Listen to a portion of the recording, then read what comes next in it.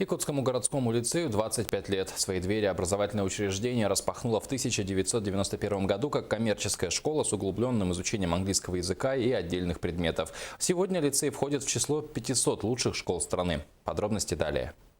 В 1991 году Якутская городская коммерческая школа с углубленным изучением английского языка и расширенным изучением отдельных предметов по профилям была открыта для оказания помощи поступающим в высшее учебное заведение.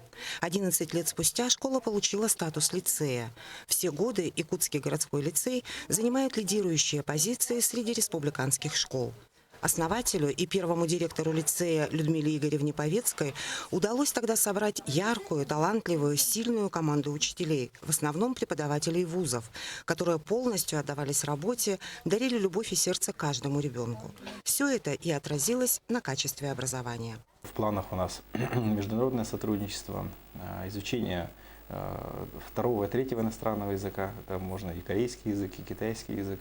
Учащиеся лицея стабильно показывают высокие образовательные результаты, успешно участвуют во всероссийских и региональных олимпиадах, занимают призовые места, принимают участие в международных конференциях. И учителя очень много сил прикладывают для того, чтобы мы все удачно сдали экзамены, они всегда нас поддерживают, мотивируют, поэтому мне здесь очень нравится учиться. Выпускники стопроцентно поступают в лучшие вузы страны, ближнего и дальнего зарубежья. Лицей за 25 лет выпустил в большую взрослую жизнь уверенных, целеустремленных, успешных людей. Являясь выпускником Якутского городского лицея 2011 года, я могу сказать, что эта школа научила меня активности, всегда отстаивать свои права и интересы, и научила меня любви и взаимопониманию в нашем коллективе. Качество образования выпускников Якутского городского лицея ежегодно подтверждается высокими результатами ЕГЭ. По этим результатам лицей становился лучшим образовательным учреждением республики.